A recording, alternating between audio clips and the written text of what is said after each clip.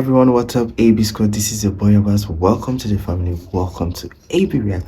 Guys, we're back in checking out another interesting video on this channel, and if you know you're ready to see it, do also smash the like button, join the family, join AB React by clicking on your subscribe button, and then of course on your notification bell so you don't miss out whenever I upload a video. If you have recommendations, suggestions, guys, always do well. So leave it right there in the comment section. All right, AB Squad, let's check it out. Notice have it, the amendment is not agreed to. Who seeks recognition? Gentleman from California seeks recognition. Mr. Chairman, I have an amendment at the desk.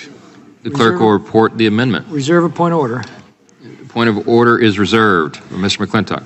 Amendment to the amendment in the nature of a substitute offered by Mr. McClintock, offered by Without Mr. objection, Schiff. the amendment will be considered as read, and the gentleman is recognized to explain his amendment. Thank you, Mr. Chairman. This amendment is simple.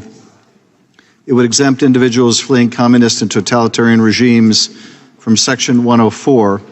We should exempt people fleeing communist and totalitarian dictatorships from this legislation and allow them to apply for asylum as our laws were intended. The underlying bill would bar individuals who cross the border between ports of entry from seeking asylum. This means individuals would be forced to wait in Mexico to cross the border and be processed. That would make people fleeing communist and totalitarian regimes sitting ducks for the cartels for exploitation, abuse, kidnapping, or murder. We have seen what happens when people are forced to wait in Mexico for too long. Under the Remain in Mexico program, there were over 1,500 publicly reported cases of murder, rape, torture, kidnapping, and other violent assaults against migrants returned under the Remain in Mexico program. In fact, just last month, we saw what happens when vulnerable migrants are put at risk, when migrants in an immigration center in Ciudad Juarez were left to be burned alive. This is not the fate we want for anyone, and we don't want people fleeing totalitarian dictatorships like people fleeing Venezuela or Cuba or Nicaragua or Russia or China or Vietnam or elsewhere to have to face those kind of dangers. There was a time when my colleagues on the other side of the aisle claimed to oppose communism and totalitarian dictatorships and welcomed people fleeing those horrible regimes. The underlying bill suggests otherwise. I urge my colleagues to join in this amendment so that those fleeing asylum are not put at those fleeing persecution by these communist regimes are not put at additional risk by having to wait for long periods of time in dangerous places before they can lawfully apply for asylum. Will the gentleman yield for a question? With that, Mr. Chairman, I'll yield back. Will you yield for the clarifying question? You could seek your own recognition. I'm going to yield back to the chair. Gentleman yields back. Does the gentleman seek recognition? I guess so. The point of order is withdrawn, and Mr. Gaetz is recognized. Thank you. I yield to the sponsor. If the sponsor would be willing to engage in a colloquy with me, would you consider the Kingdom of Saudi Arabia to be a totalitarian dictatorship? Mr. Gaetz, I give the same answer that Representative Lofgren gave before. These are not new terms of art. These are the terms used in current law. And so we are merely applying current law to protect people, and in particular, in this case, those that are fleeing communist dictatorships.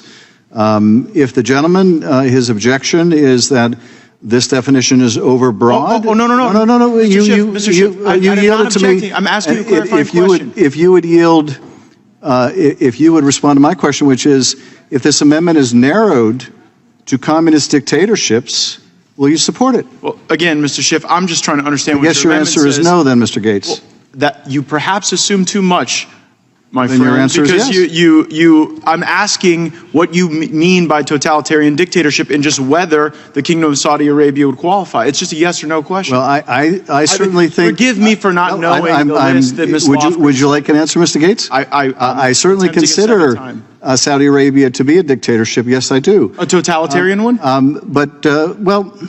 Mr. Gaetz, my question is, if your problem with this amendment is you think it's Mr. overbroad... Schiff, I'm not stating a problem with the amendment. I am merely asking you what it means. My question then, Mr. Gaetz, is will you support it? What is the difference between a dictatorship and a totalitarian dictatorship? My question... Since Saudi Arabia is a dictatorship... There is a difference between totalitarianism and dictatorship. Well, sure, I'm asking you to explain the differences of the Kingdom of Saudi Arabia. That's really the question, Mr. Gaetz. Why can't you just answer whether or not your amendment would apply to them? Mr. Gaetz, this is just a rhetorical exercise. It's a serious effort to understand whether or not your amendment applies to the kingdom. If your question is sincere, which I know assumes too much, but if it is, then will you support the amendment confined to communist dictatorships? Yes or no, Mr. Gaetz? I'm probably not going to support the amendment either way. That doesn't well, there you go. I don't want to know what it means. Then what about all the rhetoric you constantly espouse about standing up to communism? Here you're saying someone fleeing communism, if they're interdicted between ports, then they will not qualify.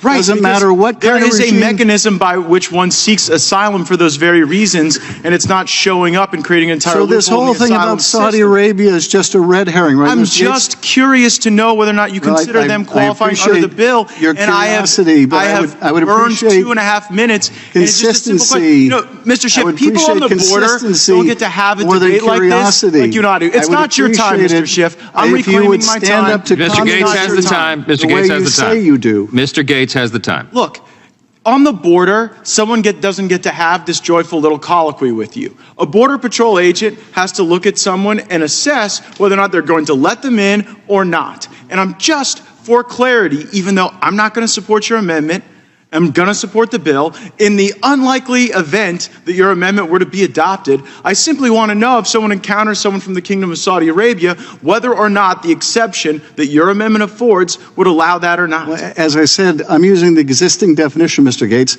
My question to you is, will you live up to your anti-communist rhetoric? Will you live up to your anti-communist rhetoric, or is it just a lot of talk from you, Mr. Gaetz? I don't think you have to blow a hole through the asylum system to oppose communism.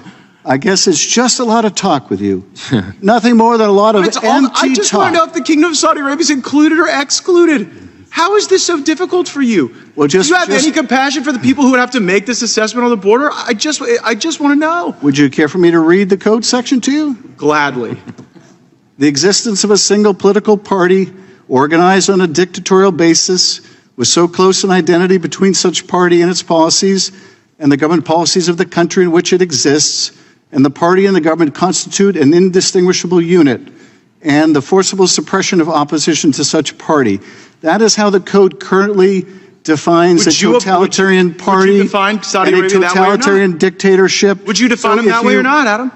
So if you wanted to know, read the code. But the question is not, the question is not whether you can read the code. The question is whether you stand for anything, Mr. Gaetz. The question is, do you stand? Do you stand for anything?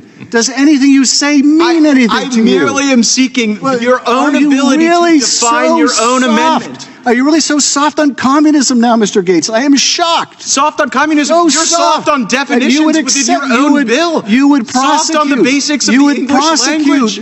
Soft on the interpretation statute mechanisms by which a Border Patrol agent would have to apply this. You know what? A Border Patrol agent isn't going to have this. Mercifully, the gentleman is out of time. Mercifully, the gentleman is out of time. Okay. Woo. Should we have unanimous consent to continue? No, everybody's out of time. Everybody's out of time. Does anyone seek recognition? Yields back. The gentleman from Texas is recognized. Thank you, Mr. Chairman. So this markup, it's about Hunter Biden. It's not about President Trump. I keep hearing my colleagues on the left talk about President Trump and that no one is above the law, and I keep hearing this argument ad infinitum. I guess what they mean is that no one is above the law except for when it comes to President Biden's son, Hunter. And Hunter Biden should not be given special treatment. He defied congressional subpoena and should be treated like others who have done the same, plain and simple. You see, Hunter should not be treated with kid gloves. This man is 50 years old, literally. It's a grown-ass man. Congressional Democrats held Steve Bannon and Peter Navarro in contempt of Congress for not complying with congressional subpoenas concerning an investigation to January 6th.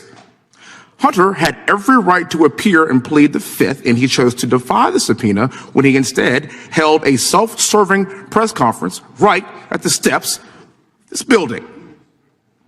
When Democrats issued subpoenas to Republicans during the House January 6th investigation, President Biden said, and I quote, "I hope that the committee goes after them and holds them accountable criminally," end quote.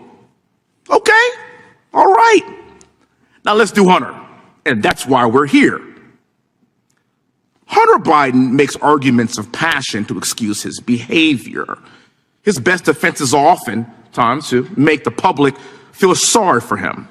That's right, we should feel badly for him because he personally enriched himself because of his last name. And again, the left wants us to treat him with kid gloves, and this man is 50 years old.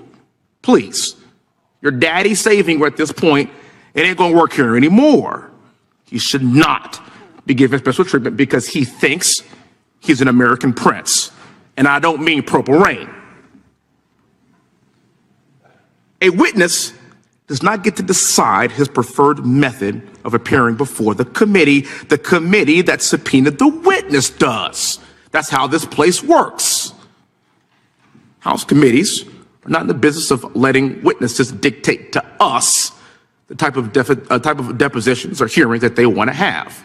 This is not a kangaroo court like President Trump is seeing in the New York trial.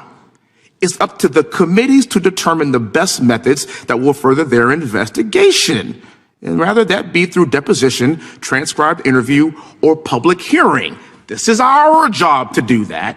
And Hunter Biden does not get to dictate that to us. And with that, I yield back the rest of my time. Thank you, Mr. Chairman. The gentleman will yield. I appreciate the gentleman. That was another interesting video, guys. That was another amazing video. And if you know you had fun, if you know you enjoyed that, and you know if you had a lot to say, you know how we do, you know what to do, you know where we can go and deliberate, talk about everything, just feel free to drop your comment, feel free to drop it in the comment section. And of course, if you enjoyed this video, don't forget to like and share it, subscribe, and I can't wait to see you in my next video. Until then, guys, stay safe, stay blessed, and don't go away, don't touch that dial. Bye, AB Squad.